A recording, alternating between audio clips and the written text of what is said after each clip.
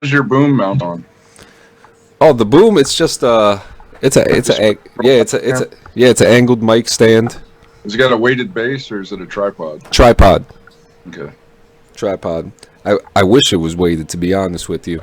I've got a kick drum mic stand with a boom that I could probably use, and I believe it's a weighted base. It's the one that fits into the hole on the front of the kick drum. Oh, that should. It's got a weighted base, and it goes up, and then it's got a boom. So I think that would be perfect for it to sit on my desk. Yeah, that would be nice. Those little tripod boobs are good, and they don't take a lot of space either.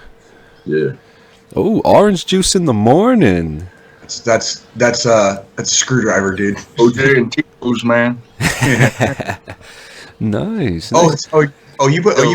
You put tequila in there? No, Tito's vodka, bro. I didn't know Tito's made, but I thought it was just tequila. Nah, vodka. Tito's makes tequila too, right? I'm not sure. I could have. I swear to God, like maybe I'm blacking out, but I swear to God, Tito's made. So wait, there's vodka. So it's like a pre-made orange juice and vodka. Yes. No, I'm just doing OJ and dumping a bunch of vodka in it. Oh, okay. That works too. Shit. That works too. Shit. You guys, anything interesting this week? Yeah. Not to spend too much time on it, but I had to laugh when I saw it. So, because we talked about, I think either last week or the week before, about like, you know, when we used to have like Big League Chew and candy cigarettes and stuff with Ice Cream Man, and I just happened to be at this little shit-stained gas station, and I looked to my right in the candy aisle, and there's these fucking, I didn't even know they still fucking sold these goddamn things. So I had to fucking pick them up. King's and of Candy. all places, I believe they're made in, I think they're made in Colombia. They're literally made in Colombia. And so, like, yeah, and I had no idea that they were even. I didn't even know it was still legal to sell these things, because, you know, it's like marketing tobacco to children kind of thing, you know. And it's like, holy shit! Do they still have that great chalky taste though? Oh yeah, they're. It's like, oh dude, look at this shit. Are they still lit on the end of it? Yeah. No. It's just like a stick now. It's like a white piece of chalk. That was Literally looks like fucking chalk. It's like a poorly rolled joint. Yeah. Yeah. Right. Yeah, I remember back in the day, the tip of it used to be red. It used to be red. That's Just right. go into elementary school with the fucking candy hanging out your mouth. Thinking you're a little badass, you know. If it was a cold morning, you'd like do that, and then you like blow the air out, you know, and like as if you were smoking, right? Like, and gee, I wonder why I became a fucking smoker, like as a teenager, right? Thought I looked so cool, right? If you were a true badass, you would put it in your sleeve, in your t-shirt sleeve. Yeah, roll it up. Yep. Right? Roll it up. Flick the hair back. Yep. It's kind of like I look right fucking now. You mean? Yeah, right. He's doing it. Smoking. I still got. Oh, I did. I got it. I still got it. There it Still is. got it. Oh, you got to do it sideways, man, not up and down. Oh, look like my grandpa in like 1950 after he got back from the fucking war. Right. That's how they do Tucson, I guess.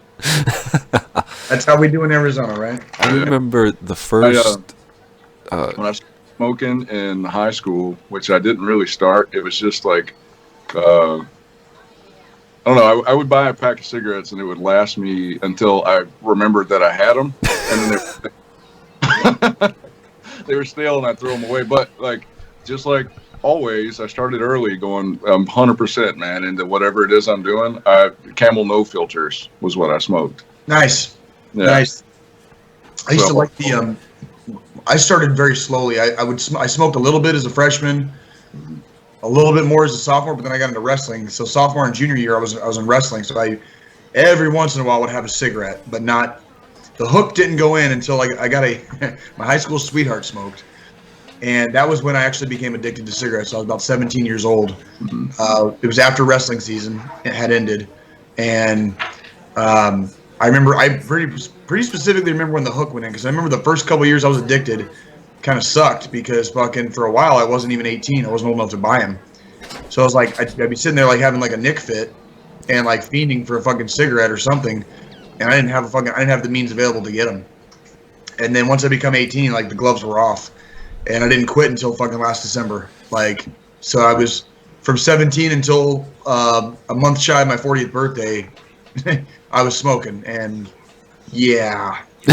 I remember the first cigarette I smoked. I actually took it from my stepdad, and I was smoking it out the window, and I remember seeing his car coming up down the street, and I remember throwing it out the window and it landing into the trash can. Oh no. Yeah, it didn't catch on fire. I don't know how, because it must have been like 70 something degrees that day, which, by the way, it's 71 degrees out here today. I can't believe it. And yeah, I'll never forget that. And then there was a time where actually I went cold turkey. Yeah. And I stopped smoking cigarettes for I want to say it was 2 years, but I think realistically it was about a year and a half, and then I started smoking again. And now I can't stop. Yes, you can. Well, no, I definitely could. Nicotine is definitely very addictive, ladies and gentlemen. It was the toughest thing for me to quit, man. Yeah. And fucking, like, I was on hydrocodone. I was on a lot of pills and stuff, and I quit that easier than I quit smoking.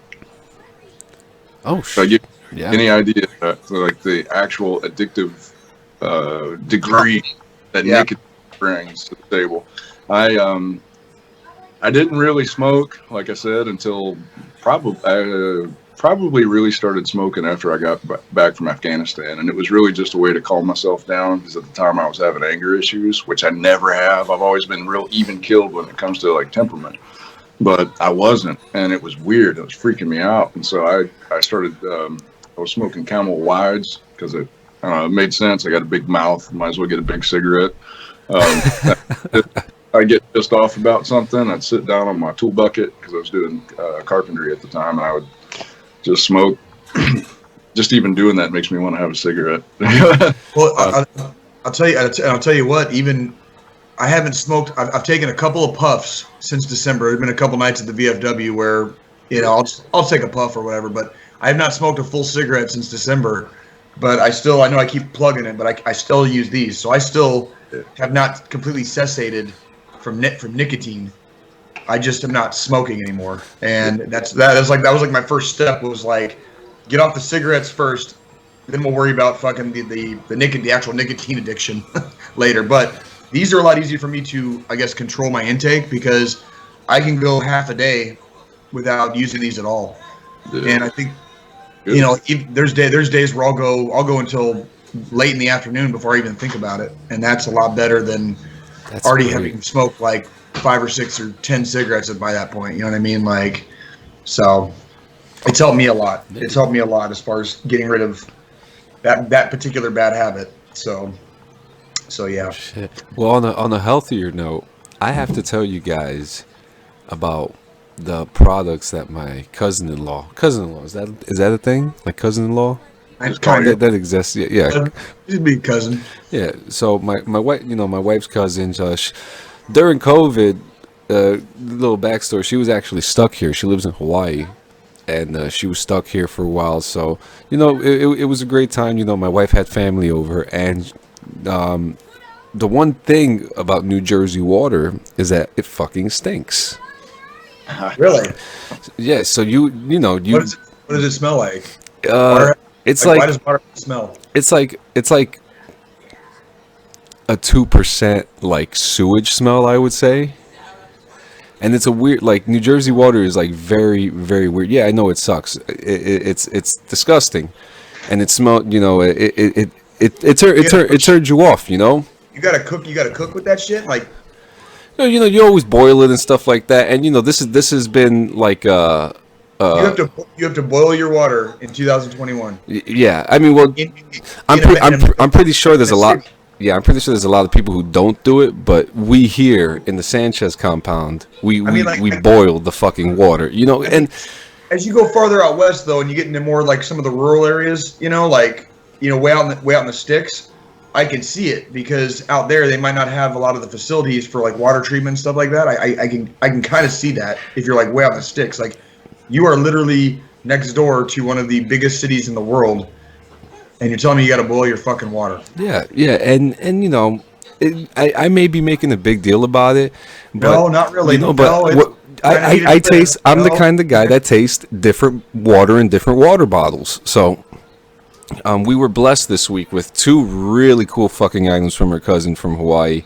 And it's I showed you a picture of it, the big water filter thing. You get to drink water out of it because it's like a process to get the water, clean enough and perfect enough. So I'm excited to taste that.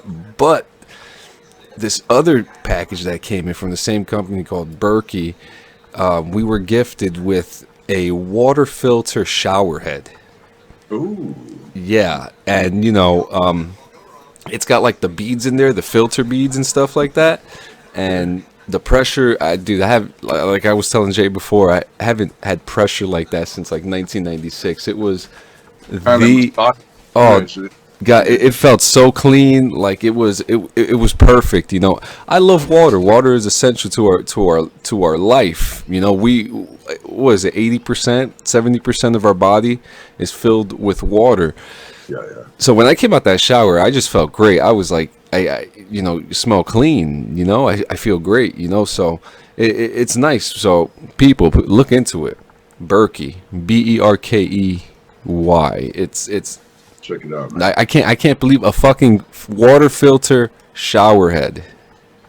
That's pretty sweet. That's incredible, man. And you fucking take it off and take it wherever the hell you want. And like the whole most of it's like actually ceramic and it's heavy as shit. But boy, does it do the fucking job. Do you know about how much it costs if I were to buy it? About $300. Yeah. You got it. That's a nice hookup right there. Yeah. So cousin Valerie from Hawaii, thank you so much. Time to swallow the homies good night. Yeah. Cousin Valerie, hook a brother up. Yeah, hey, let me tell you, one of the coolest things about cousin Valerie is that she's a big Depeche Mode fan. And that's something that so that's something that and me and my wife, we were just talking about, we if they were ever to come back out there, we're gonna go see them play because that's one of our favorites. So that was always like a cool thing that we always got along with Depeche Mode and music. So it's always cool, to have that positive energy around, especially these days when a lot of family members in whoever's life don't bring a lot of positive energy. Yeah. That's Depeche Mode is a blast from the past. But I know. Was it last week or the week before? All 3 of us were just nerding out on music, and we spent like a good portion of the podcast actually just talking about music, and it was good. There were good conversations, but it's funny, I'll sit there like at a jukebox at a bar, and it's like you've got this like catalog of music in your head and good music to listen to, and then it's like you get up to the jukebox and all of a sudden you're like, now I don't remember anything that I like anymore. It's almost like when you're trying to make a grocery list, right? Like and you end up at the grocery store and you're like, I don't even remember what I like to eat anymore, right? And you're just like, you start just like picking random shit out of the frozen aisle and like, whatever, this will work for dinner tonight, this will work for lunch tomorrow, like whatever, right? Like maybe the same thing with music. The rest of the week you spend looking at all the shit you bought and go, I don't want to eat any of that. I make a little it's basically just like a goulash. I get like a box of rice, like a 4 cheese rice, like from instant rice or whatever, and then a Polish sausage, like a kielbasa basically, and I'll dice up the kielbasa. I make the rice. About the time the rice is done, I pan fry the diced kielbasa, and then I just throw it in the rice, stir it up, and that's a dinner, right? I've got like 5 kielbasas in my freaking freezer right now, like just frozen, like because I haven't made that meal in like a couple of months, but basically at this point, I'm like, I need to thaw those out and make them, otherwise they're gonna get freezer burn. Man, I'll do kielbasa just as a meal in itself. I'll just cut it into slices, pan fry it, throw a little garlic and butter in there, and eat that. Man, I love kielbasa. I love garlic and butter. And my dad was big on it when I was a kid, not so much as a teenager, but when I was a kid. But then when I became of age, I started making it on my own, and I remember. And then I started I figured out one day to. They have those boxes of rice where comes like the flavor package. So you make the rice, you boil the rice, and you throw the flavor pack in, you stir it up, and it's like, well, you throw some diced kielbasa in there, and it's like, there's your carbs and your protein right there. You know what I mean? And while you're making that shit, you're probably listening to some good tunes too. Yep. Like in that situation, I've been a subscriber for XM Radio for years.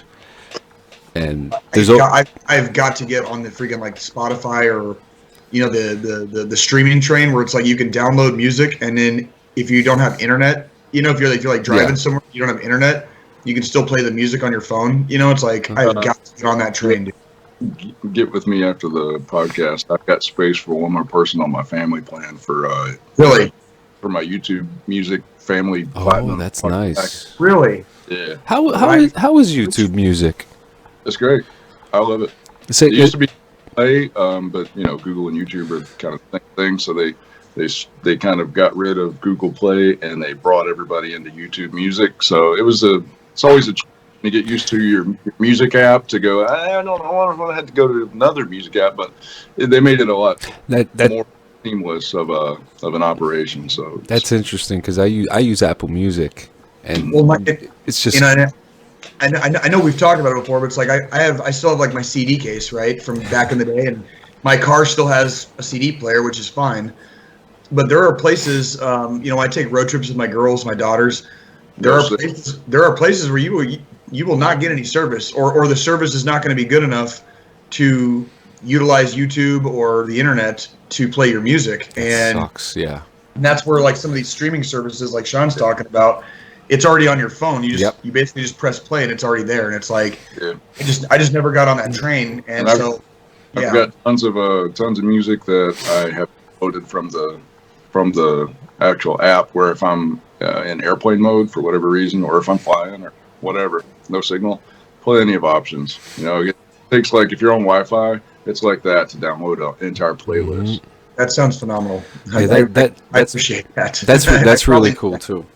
And while we're on it, follow us on Spotify, so you can listen to our playlists. Actually, there are no playlists, but there will be. Where else are we? We have Mortal Kombat just came out yesterday. I'll give you guys a spoiler-free review. Hey, you know what? We've been waiting for a Mortal Kombat movie for a very long time. An R-rated Mortal Kombat movie. Absolutely. And you know what? I'll give it to them. They got it off. Good. Visually, it's gory. The fight sequences are fantastic. There's a nice little they threw in some MMA flavor in there, which is really fucking nice to see. Characters, amazing. Character costumes, perfect. The new character Cole Young, he's a bit to get used to, but we also have to remember, if you look at every single Mortal Kombat game, there's always a new character that everyone's just like, whatever, and there's some crazy cool lineage about that character, and he is in a movie perspective that new character. Okay. They do a really good fucking job. Now let's get to the negative. Okay. Well, one more thing for the positive. Green screen. There's a lot of green screen, but they do such a good job incorporating physical sets into the green screen that it actually looks really good. Almost kind of look like Mandalorian style filming. One of my favorite things, especially I want to say starting with, I think it was Mortal Kombat 2. It was literally the second one on Super Nintendo. Was the backdrops in the game? Oh, they're in the movie. Just like they would just they would just spark your imagination. Like what is this landscape? What is this place that they're at? Right? And it would just spark my imagination. Like I could write like a story about it. Right? Like just being in this place where there's like a giant portal opened up in the sky, or whatever. Like pick your level that you're fighting on. Right? In those games. And they just spark your imagination, and like that sounds really cool. Yeah, like that. And your satisfaction gets quenched with when you're looking at it in that view, because you're paying attention to the fighting, phenomenal. You're paying attention to the fighting because that's what you're there to see. But then if you stop and take a second and you look at what's going on around, you're like, holy shit, I recognize this. This is from Mortal Kombat 2, this map, or this is from, it's all over the place. And, the producers and the filmmakers did a good job to make sure that it was honored. Everything was honored. Now, where did you see it at? How did you see it? HBO Max. HBO Max. So did you watch it on Amazon? Is that how you Oh, do no, it? so I think we have HBO Max through Hulu. But what's actually really cool, I didn't want to like sit down and like have my neck, looking up the whole time. So my wife watched it on her PC, and I actually watched it on mine. And we used this watch party app called Cena, which was pretty good, So it worked. It did its job. And now we get to the bad stuff. Uh-oh. Let's hear it. The acting, it's not convincing. Damn it. Yeah. But this is for the non-Asian actors.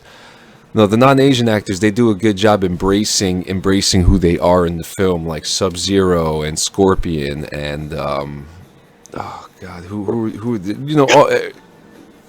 say that again? That I love Scorpion and his get over here. Yeah, they everything that you want in the Mortal Kombat movie, they give it to you. The acting could do much better. I would assume that with more experienced or like a star-studded cast, it may have worked with the acting, but they looked like their characters. Yeah, but if it were going to be a star-studded cast, it would just be another Marvel movie. Absolutely. They have all the stars right now. Yeah. You're absolutely right. Well, and you got to think too with movies like this, regardless of anything, when you got a movie like Mortal Kombat, we're not exactly expecting Oscar-worthy performances here. It's a movie about action, fighting, and fatalities, and I want to see some blood. I want to see somebody pull the spine out of somebody. Right. I want to see like just a graphic depiction of a gruesome and horrific death. Right? And they give it to you, man. I mean, I lost count of how many fatalities were in the movie, and they're all amazing. They don't look. Some of the graphics look a little cheesy. Some things, but most of it looks really good. Another negative thing to me is the movie's about 100 minutes long. It was pretty short. Yeah, so there's about 8 characters plus, and I don't think that you can to me when watching this, they're starting the story in the middle of something, like shit has already went down. Yeah. And there's a lot of plot holes and there's a lot of story before this that they need to fill in for more character development, in my opinion, because there was too many characters to build each one of them. Right. Like this actually felt more like a sequel than it did the first. That might not even necessarily be a bad thing. No, not at all. There's movies where it used to be a thing with Marvel movies back in the day. It's not so much anymore because of how far the Marvel Comics universe or cinema universe has come. But it used to be every time they'd have a superhero movie, they had to go through the whole fucking backstory, how like the origin story, and it's just like, dude, come on, like. I came here because I already know who the fuck this is. Like, can we not spend half the movie, with the origin, and just get into like what it's me. So like I'm talking about the Punisher, right? Like, so like the Thomas Jane, what's that? Yeah, right. The Thomas Jane movie was a really good movie. Don't get it twisted. I love the Thomas Jane Punisher movie, right? But they spend like the first 30-40 minutes of the movie getting into his. You don't really see the Punisher until the last scene of the fucking movie, and it's just like, God damn it, dude! Like, can we not do that this time? Can we just go into an actual fucking story with the character? And that's obviously the Marvel Comics universe in the cinema universe did that over time. They developed all those different movies, to where by the time the Avengers movie came out, you already knew exactly who the fuck everybody was. They were already established, and by the time Infinity War came out, that was like. Everybody knew exactly who everybody was, and there was a lot of inside jokes, like with the different movies that had come out, and it was fun to watch, right? And maybe that's not a bad thing, John. Is like that they just started halfway through already. They started right in the middle, and it was cool. There was lots of that's it with the negatives. Yeah, like what my favorite character that I have to say in the movie was Jax. Nice. They dive in slightly to him and Sonya's special forces history, which is real. You know, if you're a fan of the game, you know who they are. You know, they go through a really cool backstory with Jax, and Jax had probably my favorite short character development in the film, but it worked. The movie as a whole worked. They have his powder coated arms. They do something really cool about his arms. I can't remember if they changed the origin of how he got his arms. Oh, okay. Which you can see in the trailer, and if you haven't seen the trailer, I'm not going to be the guy to ruin your day. I think I know what you're talking about. And but they go through this. It's not instant. It's not instant with him, and that's what I liked about his character. He did a really good. That actor did a really good fucking job, and I just love that they incorporated him being in the U.S. Army. Oh yeah, and so speaking of special arms, maybe that's a good segue, because don't you also have a review for us for Falcon and the Winter Soldier, the season or the series finale? There is so much to say about this. There is so much to say about how it ended, but I think I don't want to say that they went political on this, but I think they went deep on this with this episode, and when. Maybe quasi-political. I'll take that. Quasi-political. But it was on the side. It was the side that you wanted to hear. It was something that you wanted to hear, and I think that with the running theme that they've been showing on the show, it worked really well with how they ended, and it's important to kind of sit back and realize, like, maybe this shit is kind of fucking meta. In a way, if you think about it, maybe they're subliminally telling us that this is what it's supposed to be. And I think it's kind of cheesy sometimes when shows do that, but when you're looking at something that's supposed to represent a character that people see as the American hero, when you're not looking at Superman, I think they did a good job honoring that message. Okay. I'm looking forward to. I'm caught up. I just haven't seen the last episode. I was a little tied up yesterday, so I didn't get to check out the series finale. And I took a lot of time to really think about the Flag Smashers too, and the one character leader, Carly Morgenthau. And I recently found out that there's a whole storyline with her that was cut out from the show. Really? And that the thing that kind of kills it for me is that after I realized that so much of it was cut out, that there was no character development about her. We don't know anything about her. Sean, you watch WandaVision? I haven't. I'm so much. Skip it. For anybody watching real quick, like, these guys are on it. They're on it. They watch all the stuff that, like, you would think anybody interested in comics and gaming would be watching, and I get on this podcast and they're talking about stuff, and I'm like, yeah. Now hold on. Let's be fair though, because you've been busy. Where you don't watch TV, I don't game nearly as much as I probably should on a gaming podcast. Right? Like I game, but I'm the exact same as far as like actual time spent on a control with a controller in my hand on any game is probably way lower than it should be for me being on a gaming podcast, right? Because that's just we're busy guys. Like we have lives, and I know you and me, Sean, are very similar. We pick and choose pretty carefully, like how we spend each minute of our day. I'm institutionalized, man. Like, I don't have time to waste. I'm like, if I have X, Y, and Z to get done today, I get X, Y, and Z done, and whatever comes after that, I'm very picky about what I do with my personal time. And a lot of days, I don't even watch TV. I might do whatever else and just I get it. Just figure it out. Yeah. I've also, and this is something that I'm sure a lot of people in especially my age bracket, if I'm in my early 40s, but I think that we can identify with is that I am more of a nostalgic gamer than I am like a cutting edge gamer. When the new games come out, I'm immediately suspect, and I'm going, like, is this is a lot of fluff, and then everybody's like all excited about it. It's actually a shit game because there's a lot of those that come out where all the time, because everything's downloaded now. Like, Right.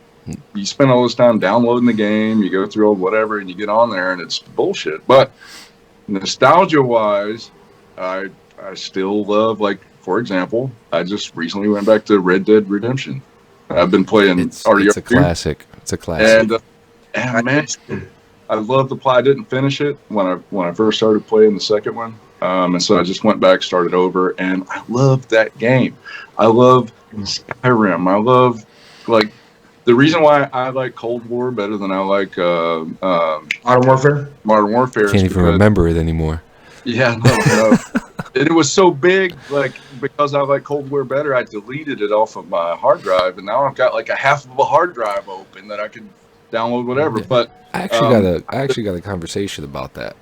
So I wanted to tee you up for something. Also, this is my whole point of talking about this. And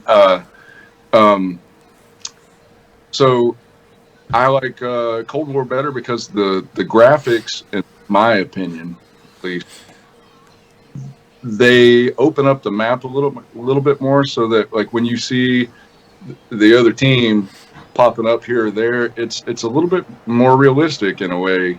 It doesn't feel the same as the Warzone. It feels like I don't know. It's just better. It agrees with me a whole lot more. But I am a more nostalgic player. I like to get something that I really love, and I'll hold on to it, and I'll keep it, and I go back to it because I enjoyed it so much in that moment. And I don't know. I actually agree with that, do though. the same thing. I agree with that 100%, though. Like, because it's just like we all have different play styles, so we have to find something that that adapts to us. Yep. This morning, I told you guys about this, but for the people watching, I went to a coffee shop this morning, my local coffee shop, sitting there sipping my coffee. And there's these two dudes at a table nearby, and they're going on and on. They're really excited about this game. I didn't catch what they were talking about, and so I started eavesdropping on the conversation, because I knew they were talking about gaming, and they were the type of dudes that you look at and you're like, yeah, they game. Like, you just tell. Kind of like pasty white skin, slightly overweight, like they were balls deep in, like, the lingo and all that stuff, kind of jabbing each other about, why do you got it on that setting for? All you got to do is go and change the setting. And so I asked them what they were talking about. They were talking about the show. So the show, according to them, is a game of games when it comes to baseball. I haven't downloaded it yet. I've seen that John has been crazy about it, and my other friends have been playing it too. I haven't. Now I've got room on my hard drive. I'm going to download that. I also, back to the nostalgia thing, downloaded GTA 5 because it's on Game Pass. I haven't started it yet, but I will. So squeezing the juice out of the orange. So yeah, so the show. I've been talking about this literally probably for months now. How I've been waiting for this game for maybe about 15 years. The last time I played a baseball game was a proper baseball game was 15 years ago, and that was for the PlayStation 2. There was like other cartoonish games called Super Mega Baseball 1, 2, and 3, which are all great games for what they are, fully customizable fun. But Xbox did not have a full-on baseball game for years. RBI Baseball fucking sucked. I bought it, $20, got my money back the next day. So fuck it. The game was completely unplayable. Fuck that. But the show, and I'm speaking so highly about it because a lot of if my Xbox hard drive has NHL 21, NBA 2K21, NBA Live 21, and Madden 21. I love sports games, but I'm not gonna sit there and do like the My Team and all the other special shit that's in it. But I'm here sitting in this baseball game, and I have incorporated myself to play every single game mode in there. And I'm going to start off with regular exhibition. Dude, it's so insane how you're playing the game, and like, you know, you get a bite to eat, but you don't, you know, you're not able to play at that second. You know, you just press the X button. The game plays for you while you're eating your spaghetti, and you watch it like a baseball broadcast. It's fantastic. What the career mode? It's called Road to Glory or something like that. It is so, the AI is so intense in that shit. For example, my baseball player sucks. He can't bat for shit. So the AI gets into this characteristic where if I'm constantly swinging at balls, it'll constantly throw balls at me, thinking that that's all I'm going to swing at. But then if I start getting into the hang of it, he'll start throwing more strikes, or they'll actually start throwing trick shots where they'll do like 2 balls and then a strike, another strike, and then walk me. The AI is very intense. Fielding is fantastic, and you can actually make some really. I got so many double plays recorded that I got to post them up because they are insane. Character, like, just they look so fucking real. It just looks so fucking real. You know, you see the sweat coming off them. The bats are breaking. What? And then the home run derby, which you could play online, and it's in 3 rounds.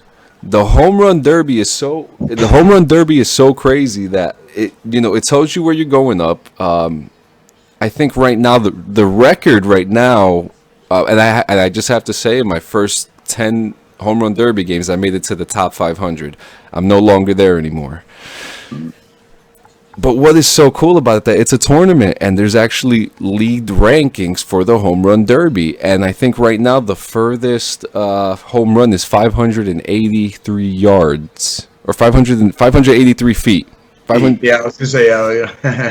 Yeah, 583 feet is the record right now on the in the rankings, and I'm gonna beat that. I'm gonna fucking beat it. You can do it. I'm at 43 right now, so I'm almost there. 43, and then I have to get to my favorite mode, the Diamond Dynasty. I'm gonna when we're done here, I'm gonna post some screenshots of my team.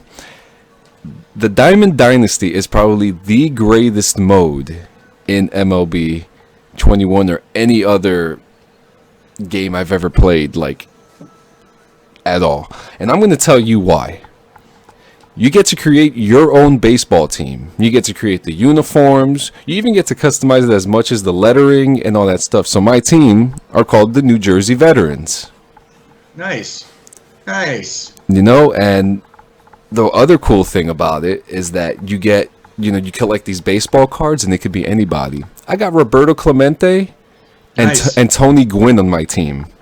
Hey, just Tony Gwynn. You know, right now I'm on the road to get Jason Giambi. He's my next. I'm trying to get him, but we're almost there.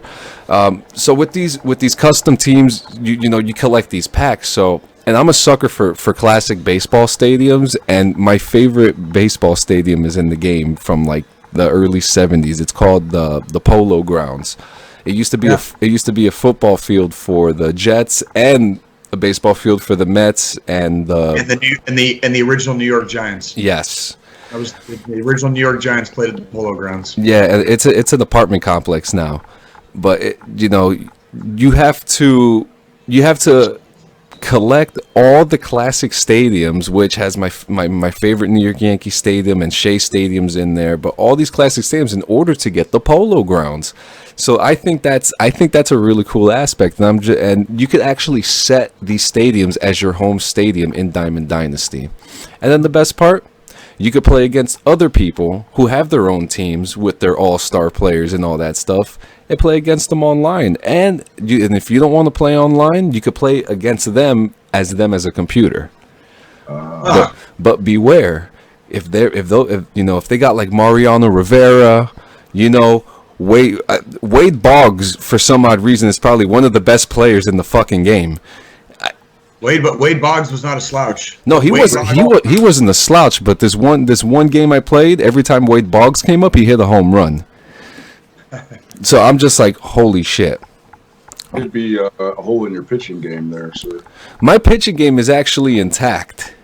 Not against Wade Boggs. Not against Wade Boggs. But overall, I think the game is great. The Xbox Series X version actually has a build a stadium mode, which is actually like pushing me to be like, oh fuck. I think. Now you're thinking about getting the new console. We literally just talked about that. I think last week. Yeah. Like I was saying, like I haven't seen the game yet. That makes me want to get a new console. I'm waiting for that game. You know? And this one, and this is great. And the first exhibition game, I had to do it. The Royals and the Yankees. Oh, hey, going back to the late 70s, early 80s rivalry. That it was for a while. That was a rivalry in baseball. Believe it or not, like the Royals is before money took over, Major League Baseball. The Royals were an expansion team in 1969, but by the going into the late 70s, they had built a hell of a team, and they used a fairly common concept in baseball, but they developed their farm and their minor leagues so that every time they would lose somebody, they basically it was reload instead of retrain. You know what I mean? They were just reloading from their minor league system. And in the late 70s, the Yankees and the Royals went to 3 straight, American League Championship Series. And this is before they had the division stuff. So it was the Royals versus the Yankees in 76, 77, and 78. The Yankees won all 3 times. And this is back in the day of George Brett. For the Yankees, they had guys like Goose Gossage, Reggie Jackson. The Royals finally beat the Yankees in 1980, and then we turned around and we lost the World Series. And then we won the World Series in 85, and it was kind of a very slow decline and into a catastrophic nosedive after that, after George Brett retired from the Royals. What was his name? Kirk Gibson? Am I right? Yeah. Yep. For the Dodgers. Dodgers? Yeah. He was Yankees. My bad. I'm sorry. Well, no, I know. I think Kirk Gibson did play for the Yankees at one point, but his famous baseball moment is hitting the game-winning homer in Game 1 of the 1988 World Series. Yeah, there you go. Oh, fucking dude! If you go, it's like you can watch it on YouTube. You can watch the whole at bat on YouTube, and you can see how bad that dude's knees were. He was literally he was hobbling. The dude's knees were shot to shit. But for that one moment he came through. Yep. And he made it happen. And it was like the Elway retirement Super Bowl victory. Basically, the dude's just dragging his broken ass out for one more round, and he actually won. Elway has no cartilage in his ankles. It doesn't surprise me. Holy it doesn't shit! Surprise me. It does not surprise me. I almost forgot. There is another mode in the game called Classic Mode, where it plays with the same graphics from the Sega Genesis. Well, the same gameplay from the Sega Genesis days, but with the graphics of today. Huh. I gotta say, John, it's fun hearing you talk about this and be so excited about it, because I'm not gonna lie, I think the last baseball game I played was Ken Griffey Jr.'s Super Nintendo baseball game. Yeah. And that was we're talking we're encroaching on almost 30 years. It's been almost 30 years since I played a baseball game on a video game. And the last time I played a baseball game, this is kind of how the voiceovers work. So, you would make your own character or have your own team or whatever, and so the commentator would say, "And now batting for the Yankees, the player is up and blah, blah," Trust me, it's not like that anymore, because every time I come up, it says my fucking name. Yeah. Coming up to the bat, and my name is in the game. Finally, my name is in a fucking game. I can't believe it. I can't. Badass. And so to go back to what those gentlemen were saying at the coffee shop, is this the pinnacle of baseball games? Yes, it is. And I don't want to hear, oh, there's no comparison. Yeah, there's 2 games that compare to it. And we're talking about RBI Baseball, which is fucking terrible, and Super Mega Baseball 1, 2, and 3, which are great games for what they are because they're more cartoonish. But the show, welcome to the Xbox family. We're very happy. But and what a slap in the face. As soon as you start the game, the first thing that comes up is Sony PlayStation Entertainment, which is I think that's fucking hilarious. But come find me, guys. Wind Talker. Also, it's a cross-play game, so if you're on PlayStation, come see me. I may not be able to back it, but I'll make sure that you won't even score a run. Come see me, New Jersey veterans. You don't want to fuck. You don't want to fuck with Tony Gwynn or fucking Roberto Clemente. You need to get Wade Boggs on your team, I think. I do need Wade Boggs on my team. I would love Wade Boggs because he's a Yankee. I want all Yankees on my team. All Yankees. Wade Boggs was a fucking Red Sox guy, dude. Like, no. Let's not play that game. Like, I remember being a kid, and like there was like it's like famous footage. It's like when Wade Boggs was like crying in the dugout because the fucking Red Sox lost the World Series in '86, and it was like Wade Boggs like seeing Wade Boggs like cry. Shaped for adult life. Well, this was back before the Red Sox broke the curse. You know what I mean? And it was like, Yeah. you know, you're talking about like it was you know, I don't know, like maybe it's me looking through history, you know, at history through rose-tinted glasses. But growing up, I was very big into baseball. Huge Kansas City Royals and especially George Brett fan. I saw Bo Jackson play. I saw Randy. Oh shit! I did. I saw Bo Jackson play. I saw Randy Johnson pitch when he pitched for the Seattle Mariners at Royal Stadium. What it used to be called Royal Stadium. It's called Kauffman Stadium now, but I still call it Royal Stadium. I've got a lot of really good memories related to baseball. I played baseball for 10 years. Actually, funny story about that. You're talking about double play footage, right? I played Little League, and you know, when you play for years and years on end, you know, you tend to get, you know, if you keep playing, you get better and you get good, right? Well, there was this kid on my team is a friend of mine. We actually went to the same elementary school. We ended up on the same team in Little League, and this was not T-ball. This was like freaking, you know, when the kids were pitching to each other, you know, at this point. That's what I was. I was a pitcher. I had a buddy playing shortstop, and so we were at this point. You know, the kids are pitching. You're allowed to lead off. You're allowed to lead off as far as like, you know, you can steal bases basically at this point.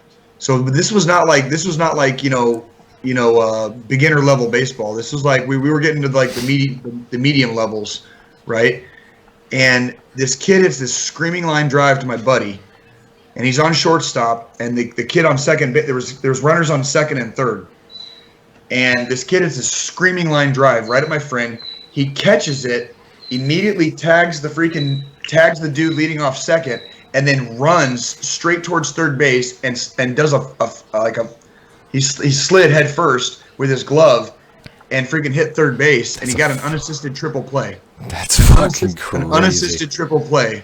Like, dude, it really was, because this was this was not like T-ball where like half the kids don't know what the fuck they're doing. You know what I mean? This is like, yeah, like it was bad because it was a close game. Like whatever other little league team we were playing, like it was probably like scores probably like 2-1 or 3-2 or close game.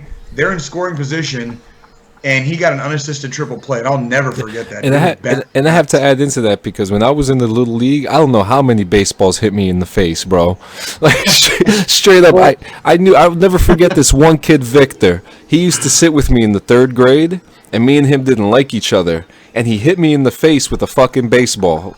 I'll never fucking forget that shit. He hit me so hard, and I didn't move.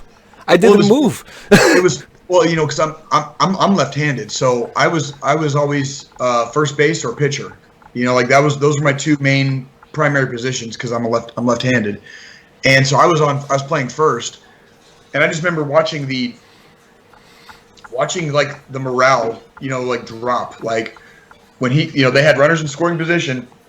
You know, we were only ahead by 1. I don't remember the exact score, But when he got that unassisted triple play, the game was over. And like our morale like went through the roof, and the other team, they were just like, yeah, like they thought they were gonna win because like whatever, they were batting like top of the order. It was like their second, third, or fourth cleanup hitter was the one who hit it to them. So like they thought they were gonna score. They thought they were gonna take this game, and I think we still had 2 or 3 innings to play still, but it was over. It was over, and we ended up winning the game. And I want to say we scored a couple runs after that, even because freaking after that, like they lost the fight. All the fight went out of them when that happened, and it was. I still to this day, we're talking, and this is well over 30 years ago now. Like I was probably maybe 10, so maybe about freaking 30 years ago, right on the money maybe. But yeah, like I was. I got beautiful memories of baseball growing up, So the one I have a really, it's a funny memory to me. On my birthday, in the Little League, the Babe Ruth League, I played for Union City Trucking, I think.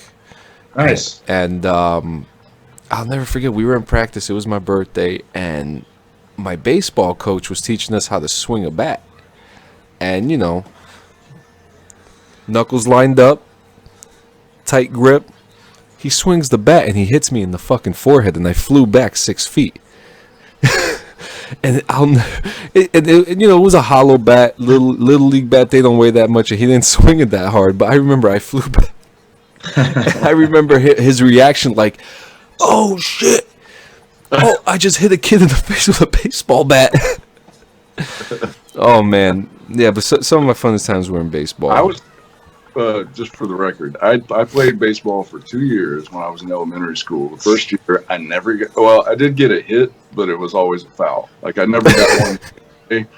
If I didn't hit a foul, I would strike out. I'd never get. Second year I played, I had gotten better. Like Jay, being a lefty, I was the relief pitcher, and I played first base. And I did much better. Like, I got a hit, and I actually got on base, but I never got to score. I was just not good at base. I enjoyed playing it more than I actually was good at playing it. Because it's this weird difference between baseball and football. Because I played football primarily, and I've always had, athletically, I've had more heart than I have talent. So in football, that matters. Football, you can put your heart out there and make a difference. Baseball is very technical. You can have all the heart in the world, but if you can't hit the ball, you can't get in play, man. Right. Football, right. You can sacrifice your body to make a play. That's right. That's right. What you just described was over the course of 10 years, and my dad was really good at helping me and practicing with me, and he paid for me to go to clinics and stuff when I was in Little League, and I got pretty good at baseball. I got fairly good at baseball, and I stopped when I got to high school. And I know a lot of people, like I had a good buddy of mine who actually, when we were in middle school, he came out to watch me play in Little League. And when we got to high school, he's like, "Dude, why did you not go out for the team?" So and so that was one of our peers in our age group. He's like, "So and so is on the freaking team. Like you were way better than him. I watched you play. You're way better than him." And what happened was I got burned out. I'd been playing baseball. I'd been playing literally for 10 years by the time I was 14, 15 years old. And I stopped having fun. And so it didn't matter how good I was at that time, in my life. It didn't matter how good I was. I wasn't having fun anymore. And then what you just described, Sean, I went over to wrestling. And wrestling is also very technical. But when you don't have the experience, I had all the heart. I had all the heart in wrestling. I had the heart in wrestling. I had the bulldog attitude, but because I had not wrestled very much, I was still learning. And I got I guess decent. I got decent at a base level, at a foundation level of wrestling. I got pretty decent, but I was not good enough to really make a mark on the mat. You know what I mean? Like when it was just me and somebody else, I wasn't really that great because I didn't start wrestling until I was a sophomore in high school. You know what I mean? And even in Arizona, you had kids that had already been wrestling for 3 or 4 years at that point, minimum, if not, more than that. And So yeah, I wasn't really that good of a high school wrestler, as athletic as I was, and my heart didn't count for shit because freaking like when you don't know when you don't even know the hold that you're being put in or how to escape it, like guess what? You're staring at the lights and the referee goes, and you're pinned, and you're pinned, right? It is what it is. See, I wish I got burned out from it. My shoulder pops out. That's the reason why. That's the reason why I stopped. I was a pitcher. I loved it. My athletic career ended when I started playing guitar. So 10th grade, first year that I didn't play any sports because 2 years prior I had started playing guitar. And my 9th grade year of football, this is the year before I stopped playing sports, I actually quit during the season because by the time I got home, I just had time for homework and go to bed, essentially, after practice. And I didn't have time to play guitar except on the weekends. And so I went to the coach and I was just like, I love playing guitar and I don't get to play. And I'm sorry, but I'm gonna quit. And he did not, because I was a starting linebacker, and I also was a starting offensive lineman. I played both sides. The only break I got was on kickoff and kickoff return. So, really good blocker. I always was good, even when I was playing Pop Warner football. I was always a really good offensive lineman. I could fire off the line, and I would get underneath their shoulder pads in the front, and I would push it up underneath their chin, and I had total control. It's almost like having somebody in a clinch. Yep. I would ram them up under there, and then I could push them if the ball was going that way, or push them back, whatever.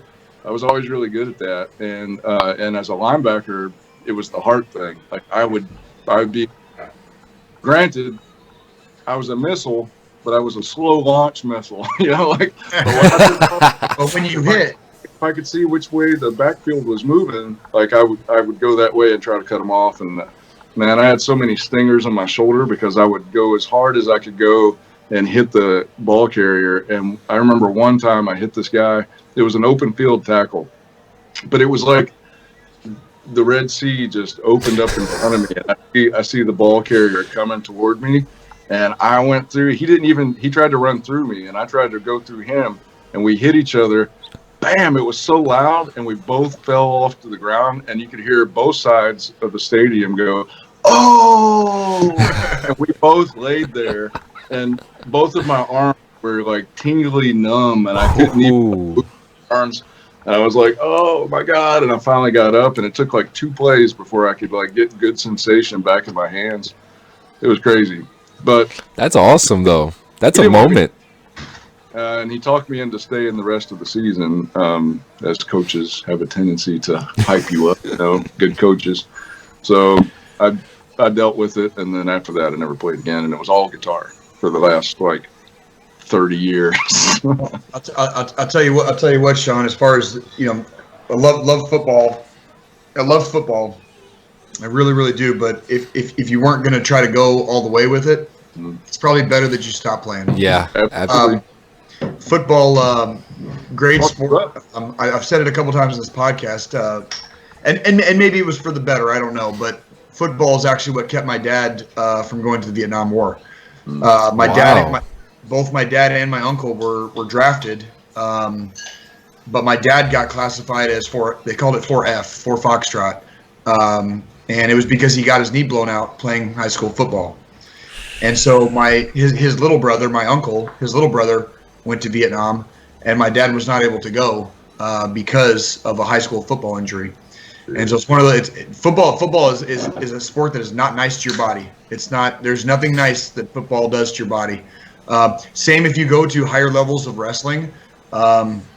There's certain sports out there that just tax the fuck out of your body, and football is up there because of the impacts, because of the constant running, because of the constant change of motion.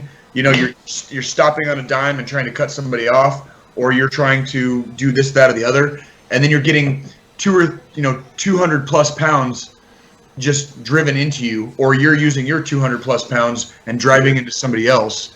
Yeah. You're talking about it's impact. It's a lot of impact. You know what I mean? And It's not healthy. Yeah, I mean, You look know at what I mean? look at look at the developments of CTE.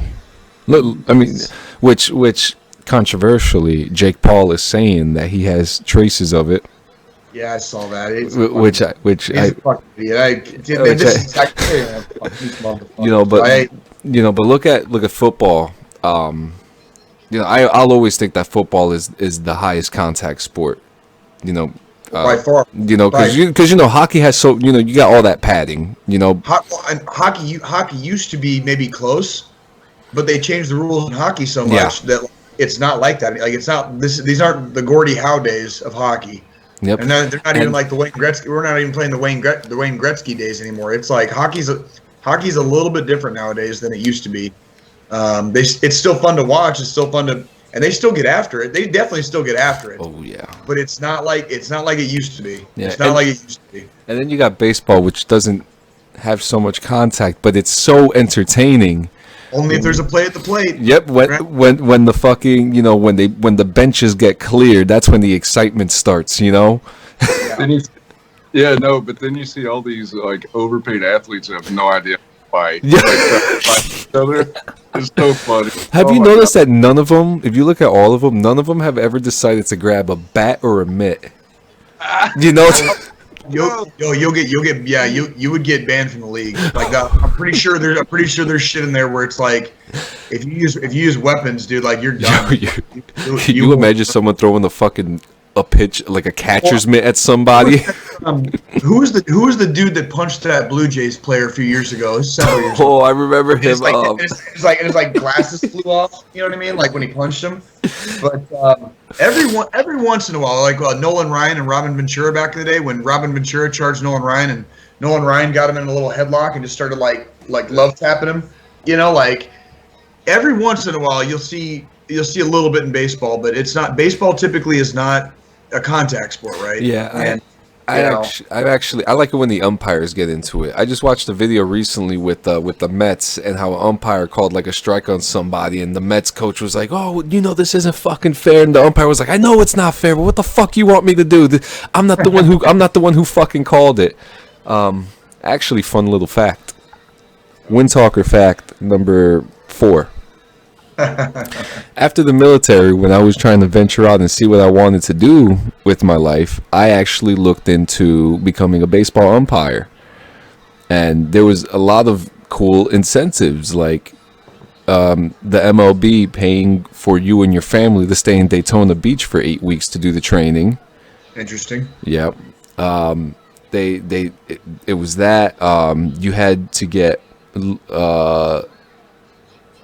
whatever is like under minor, you need to get like hours like in little league, high school, and all that stuff. But that was but the thing is, I didn't have $4,000, so it never happened.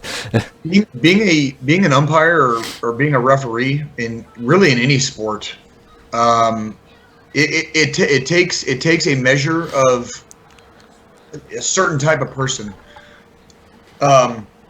I've umpired a little bit in baseball, like very, very little bit in baseball, and I've refereed a couple times with wrestling. It is not easy. You have to pay fucking attention. Like you cannot let your mind wander even for like half a second because you will fucking miss something. You'll fucking miss it, and that's why that's why I only did it a couple times and I didn't fucking do it again because it's like. Because it's one of those things where like you cannot let your attention waver. You have to just kind of stay laser focused on what's going on. I'm not gonna lie, it's kind of easy to call balls and strikes. But when you're watching a play, if there's like a play at the plate, if there's a play on first base, shit like that, it's not that easy. Yeah. When you're refereeing wrestling, you have to watch like all this fucking weird shit going on and make sure that fucking like you're in the right position. Because all it takes is your shoulder blades. You don't have to have your whole back on the ground to be pinned. It's just your fucking shoulder blades. So the dude could be fucking stacked up, with his like almost like his legs in the air with the other dude kind of on top of him. Bending your fucking legs back if you want. But as long as your fucking shoulder blades are on, that's a fucking pin. Like that's it. It's over. It's the same thing with professional wrestling too. Yeah, but if you're not in the right position to see that both shoulder blades are touching the fucking mat, you're not going to see it, right? And it's you have got to be like Johnny on the spot, being, and of course you have to be neutral. You can't be fucking, just because fucking you might know, the coach of this team or the coach of that team, or so and so's kid is on fucking this team, whatever. It's like you got to stay neutral as fuck. You know what I mean? Like that's it. Well, I just want to say the greatest umpire of all time, Enrique Palazzo from The Naked Gun. Oh yeah. 3. Hey. Yeah, starts moonwalking and shit. Like yeah. You know what? That's another thing I gotta add on about MLB The Show. I know I've gotten balls and they've been counted as fucking strikes. So the realism on that shit is pretty accurate. I like that. Yeah. I like so that a lot. we have. Oh, we got 25. We got like 25 minutes. So, Sean, you had asked about getting some positive news and stuff, but I found weird news. Oh. And actually, I found the 10 strangest military news of, what is that, 2020? The 10 strangest and most ridiculous military stories of 2020. That should be good. But before we get into that, I can't believe I'm looking at this right now. I'm going to put it on the screen and I'm going to screen share it with you guys so you can see what exactly is going on here. But in Daytona Beach, police officers said that about 8 a.m. Monday, a driver broke through a traffic arm before jumping the Main Street bridge that crosses the Halifax River. Yes. Looks like them Duke boys are back at it again. Yeah. Holy shit. Yeah, there's a couple things that go along with this video. I saw this when it first started getting reported. Broke through a swing arm, like the thing that you're supposed to stop in front of, right? Broke through that, so the dude's windshield is like shattered. And then there is a still frame photograph right before this dude crashed through that little swing arm gate or whatever, that shows him on his fucking phone. Oh. Like, dude was on his phone. He was like taking a selfie? No, he had it up to his ear. Oh my God. That's even worse. It's pretty obvious that he must have been pretty balls deep into a conversation, because he didn't stop. Like, he hit that swing arm, broke his windshield, and then he fucking just went for it. He was like, fuck it, YOLO. Bet you he was talking to his buddy who said he wouldn't do it. He said, no balls. Manchester, you won't do it. You won't do it. Hey, motherfucker. This is another, the last civilian. Real quick, before you move on to the next one, so Dukes of Hazzard trivia. Do you know who the narrator for all the Dukes of Hazzard episodes were? No. Oh, I used to know this. God damn it. I used to know this. The guy, when they would do the freeze frame, and about to go to the commercial or whatever. Looks like them Duke boys at it again. Right? Yeah. Waylon Jennings. It was Oh Waylon. shit! It was because Waylon Jennings sang the theme song too. Good old boy. Yeah, Waylon. That's fucking funny. All right, next story. This is the last civilian funny story that I got here. And I mean, didn't we just go through this a couple months ago? A New Hampshire gender reveal explosion rocks towns miles away. Yeah, dude, let's see this shit. So they don't have a video, unfortunately. We're having a kid. But from Schreiber News, the update on the April 22nd, Kingston police say approximately 80 pounds of tannerite. I knew it was fucking tannerite. Fucking knew it was tannerite. Were used at the gender reveal party that caused a massive explosion that shook homes for miles. Man who detonated it has turned himself into the police and is cooperating, but the police have not decided on the charges. Dude, man, 80 pounds. That kid's gonna be the Omen.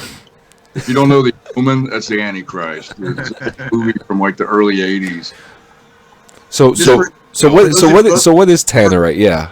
So okay. So I was gonna say for those of you guys that aren't familiar with what tannerite is legal to purchase, legal to own. It's not exactly an explosive, but when tannerite is impacted at high velocity, it will fucking explode. So when you shoot it, basically with a bullet, it explodes. yeah. It's very stable, but I mean, depending on where you're at in the States, it's pretty easy to purchase and it's pretty easy to fucking get. It just takes a high velocity impact to make it explode. So usually people will shoot it, and you can look up. There's a really funny YouTube video where a guy sets up a trap, basically like a feed trap for feral hogs, and he has like 10 pounds of tannerite, and he shoots this tannerite around this feed trap. There's like 8 or 9 hogs. You just watch hogs, like feral hogs, like flying everywhere, right? Like 80 pounds of tannerite is like, man, that's way too much. Way too, like literally like a quarter pound of that stuff will like blow the fuck out of like a TV set, you know, or like, you know, videos of people putting like a junk car and a 1 gallon jug of tannerite, and it just decimated this car. Yep. Like just blew it the fuck up, and that's a 1 gallon jug of tannerite. Yeah. 8 pounds? 8 pounds. 8 pounds. Yeah. They didn't burst their eardrum. 80 fucking pounds, yo. Here's the thing that people forget about fucking explosions too, is overpressure. Everybody always fucking does, like, either doesn't know about or has never experienced overpressure. So like when an explosion happens, the airwaves change, right? Like the air in the space around us changes, right? Because of the detonation. And so if you're close enough to this shit, like you can fuck yourself up like super fucking bad. Like you blow out your fucking eardrums, it can fucking rupture internal organs. You know what I mean? Like there's a lot of like you can get fucking CTE, like traumatic brain injury, from overpressure of if you're close enough to a fucking explosion. Like it's something that like and these people that obviously buy tannerite, right? Like some of them obviously are a little bit irresponsible with it. Yeah. You know, 80 pounds is completely fucking unnecessary. I'll give you a good example of what Jay's talking about. I got a buddy who on deployment, he was in the back seat of a Humvee. There was 3 guys in the back seat. It was my buddy Wilson on the left, his good friend in the middle, and whoever was on the right side in the back seat. And he had an IED. All right. Nobody got any shrapnel injuries, but the guy in the middle died from the concussion. He was just dead because he happened to be in the right spot for those waves to just basically turn his innards into mush and killed him just like that. Wilson said after like the ears were done ringing and he got himself together, he looked and his buddy was just straight up dead right there. No blood, no nothing. That's right. That's exactly right. There's That's crazy. Yeah, that's fucking crazy. Because obviously we don't roll in Humvees anymore. We use MRAPs and Max Pros and stuff because they have the V-shaped hole, right? Yeah. And so on the bottom to help disperse some of the energy of explosions if you get blown up. But it's funny because even with these vehicles with V-shaped holes, we have these strips. We have these strips in the back seats along the floorboard where your feet are. So if you're sitting in the back, like kind of on the side of the vehicle in the back, there's these strips in red, and you are not supposed to put your feet on the red strip. And the reason is because that's where some of the portions of the V-shaped hole are. If you have like your foot sitting on that red strip, and say an explosion goes off underneath you, it'll fucking send that vibration like up. It'll like break your fucking leg basically, like just from having your foot in the wrong place on the floorboard. If you get blown up. So like that, like we specifically have like red strips in the back of our vehicles to show us like where not to put your feet. Like do not put your feet on those red strips. And that's it's all about energy disbursement and stuff like that. Like a lot of science stuff that I'm not exactly well versed in, but I know the science is correct, right? Like, the science is right? So, yeah. Well, it goes to show, and I think it's been a trend now that baby reveal parties have been very dangerous. Stupid. I mean, there was I know that there was a helicopter crash somewhere out west not too long ago when 2 helicopters crashed into each other because they were doing a reveal. Then I know in California there was a major explosion and all that stuff. They started a forest fire. Was it last year or the year before? Yeah, It was 2019. that's the one I'm talking about. Yep. Like fucking because of a fucking gender reveal party. Like it started a massive forest fire. Like people died. Like motherfuckers died. Like lost houses because I'm having a what because I did the same thing that like the last 1,000 generations have done. I fucking shot expert on the range like once in my life and now a forest fire started. Like why? I don't. All right, so now with the military weird news. Now, of course, like the first thing you see, the Pentagon releases the UFO video and President Trump issues veiled threat. What? I don't remember that, but okay.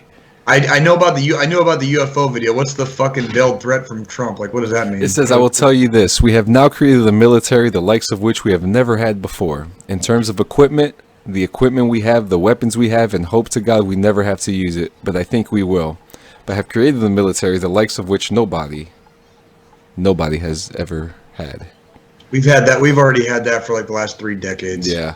So anything the about technology is just only getting better. I mean, I don't know why they would even call that a veiled threat from Trump. Like that's not a veiled threat. That's like everybody has known since like the Gulf War, like 1990, 1991, that like we have shit that nobody even knows about, and when we fucking use it, like there's no escape.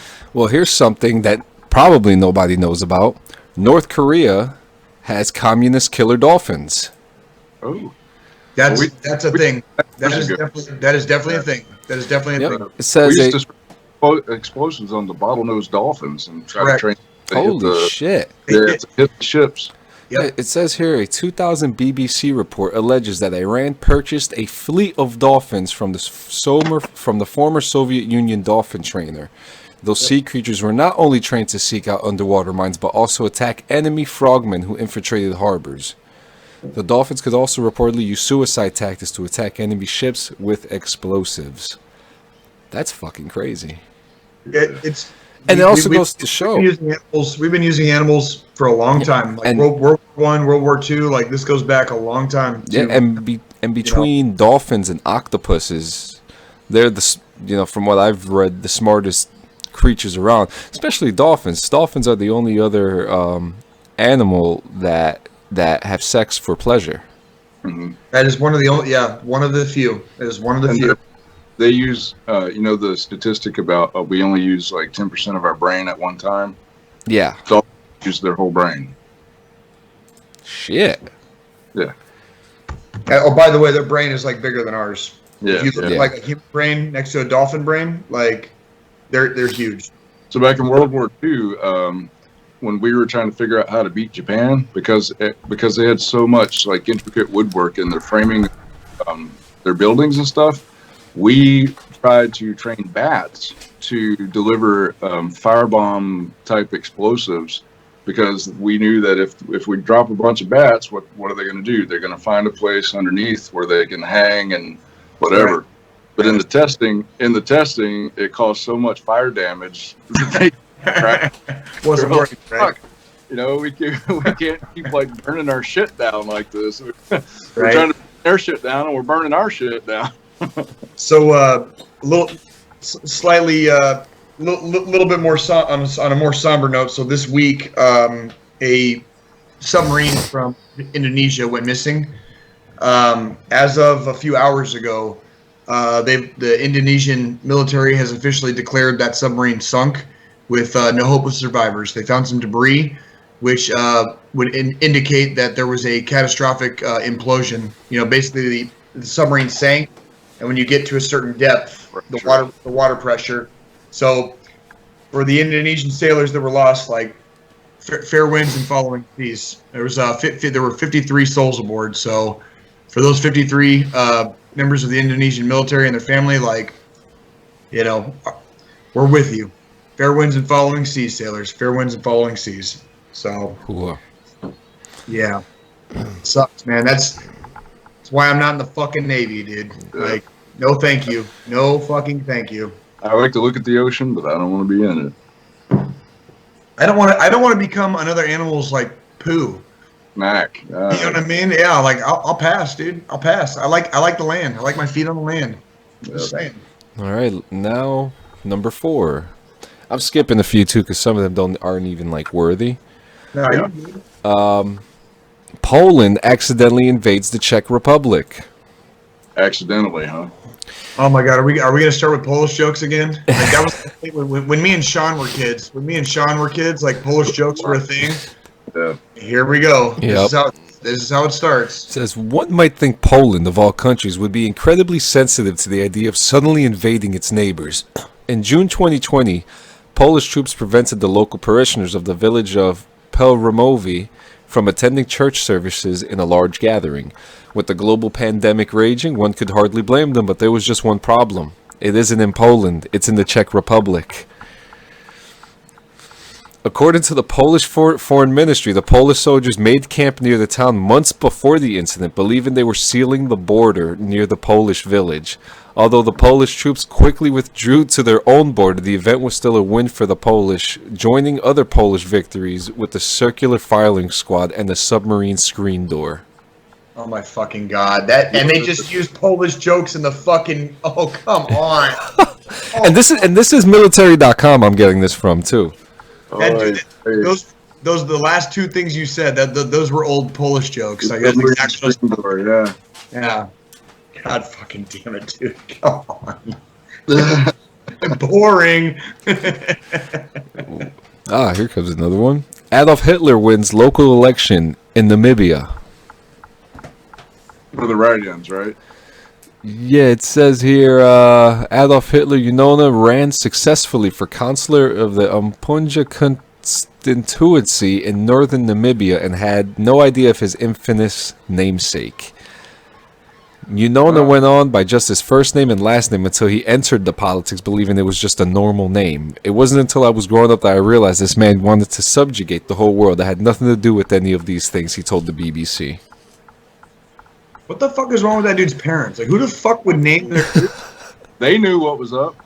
Hitler is a, I don't want to say it's fairly common, but it's a common enough surname, But so Adolf is pretty common. But to put the two together after fucking World War II.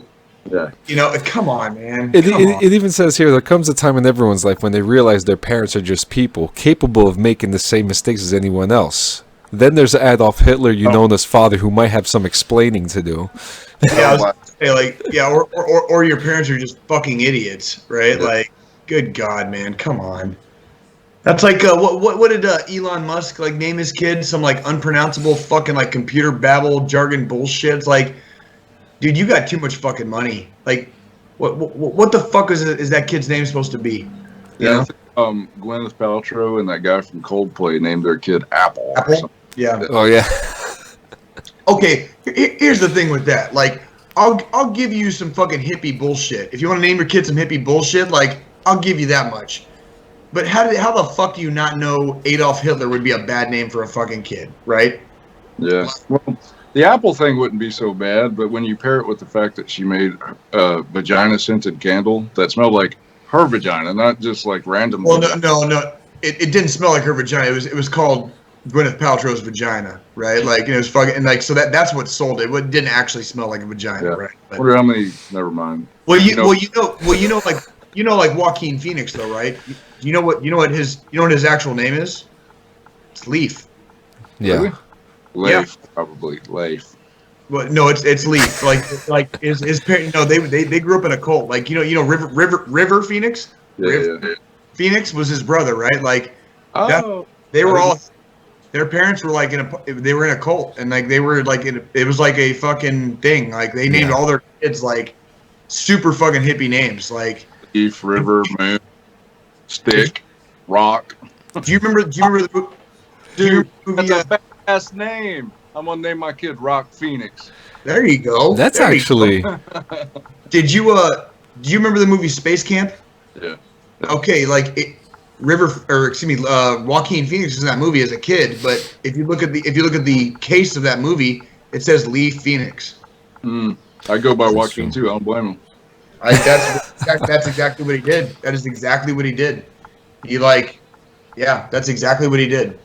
There's So, some really wild names out there. Really wild names. Yeah, And but you know what's so funny about names, though, man? Like, I've got a really simple name. Name is Sean, Sean, good old Irish name. Last name is a palindrome, backwards and forwards, man. Stoots. Stoots, like boots, like roots, like whatever. You would not believe the degree of which people have wholesale slaughtered both my names. right? CN, Sheen, Shane, and the last name, Streets, Stotts, Shoots, Shots, I just Stootsy. I just call that a lack of literacy. I agree 100%. 100%. But, dude, it's more common for people to mispronounce either of my names than it is for them to get it right. I'm surprised when someone says, like, if I'm at a doctor's office and someone says, John Stoots, and I go, what? They got my name right? that's how I feel when they spell my name without the H. Everybody pronounces my last name correctly, but they misspell my last name all the time. And I'm like, how in the fuck do you misspell my name? Like, you've been eating Campbell's soup like your whole fucking life. It's like Cambell, Campell, and I'm like, are you guys fucking all high? Like, did the whole world just go fucking insane? Like, every town has a Campbell Street or a Campbell Avenue or fucking, you grew up eating Campbell's soup. It's like, it's a pretty well-known name, right? Like, fuck off with that bullshit. I need you guys to check your phone real quick, both of you, real quick for me. And I apologize, but Oh yeah. that's where I'm at. So I apologize. No, you're good. Oh shit. Oh, he's. Oh yeah, he's flipping over. Yeah. Yeah, so we could finish it now, and we could get into the final. Is it final thought? There's always going to be weird. That's going to be on you. I think that's you. Yes, it is. This weekend, brother. So in the year 2020, I bet so many people got into their heads. We had the election. Everyone, coronavirus. There was so much division. So a lot of people, I would assume that there was a high percentage of people who got unfriended, blocked, broken relationships, and stuff like that. This week's message is to talk about, really thinking about time and really thinking about the things that you said back then, and kind of sit back and really think, was I wrong or was I right? Because there's going to come a time where it's going to come back. It's going to come back, and it's it's going to be like, hey, darkness, it's your boy again, and you got to face it, and you're either gonna face it negatively, or you're gonna face it positively. Every we're grown-ups, and a lot of us are children, and children are the future. So the only thing that we could do is influence the younger generations to do better, because that's all we want. We want to do better, and I feel like 2021 is going to be a big reflection year for a lot of people, and to come together and unite and realize, what? There's a lot of bullshit. Let's fix this. Also, every week, if you could see right above, was that my right? Yeah, over on the right, we have in the corner here, the suicide prevention hotline. We can't stress enough that 22 a day is way too much. One is way too much. We have to call somebody. We had, just last week we had a beautiful, a beautiful experience that Sean just had, about having someone call you, And he answered the phone, and Sean answered the fucking phone. Yes, he did. That's what makes the difference a lot of times. Somebody answering their actual fucking phone. I cannot tell you guys how much I fucking despise that everybody has a phone in their pocket, and when that fucking shit rings off the hook, or I get hit with like the fuck you button, you know, in the age of technology. It's like, you know what, motherfucker? Like, I remember being like in the 1980s and 90s when we had phones attached to cords on the wall. It's like you didn't want to let the phone ring off the hook, like because you didn't know who the fuck it was. Yeah. And it's like when somebody hits the fuck you button on you, or they don't answer their fucking phone, it's like what a dick. Answer your fucking phones, people. Answer your fucking phones. Exactly. If you're in a crisis, call 1-800-273-8255. Again, 1-800-273-TALK. 8255. If you don't want to talk to them, you could text them. You could go on your computer and you could write. If you don't want to call someone, text somebody. Write to them on Facebook. Write to us. Say, hey, you're having a bad day. We all have bad days. It's only up to us to make it better. We have to do better. You know what? One thing to throw into there. If you're in our DD214 group on Facebook, we've got an open page and we've got a private group. And if anybody is in that private group that had like an issue like we're talking about, they're really second guessing their existence, make a post in that private group, and I guarantee you will get the support that you need, guaranteed. If you guys, if there's anybody listening out there right now, I'm on our group as Jay Campbell. Look up Jay Campbell. Send me a private message. I will shoot you my personal phone number, 24 hours a day, 7 days a week. Absolutely. So I have no problem, you know, giving out my phone number. I will talk to anybody anytime. Absolutely. And our Facebook I've message. dealt with this shit like way too much already. I'm 40 years old, and going to funerals is getting fucking old. I'll tell you what, like I get that the older we get, the more people we're gonna outlive. That's part of life. That kind of happens kind of naturally. But outliving people that are 10 or 15 years younger than me has gotten real fucking old lately. It's gotten real fucking old lately. So that's all I can say about that. Yep. Live to fight another day, ladies and gentlemen. Right. Live to fight another day. Ladies and gentlemen, we'll see you next week. Thank you for joining us. We love you. And drink water.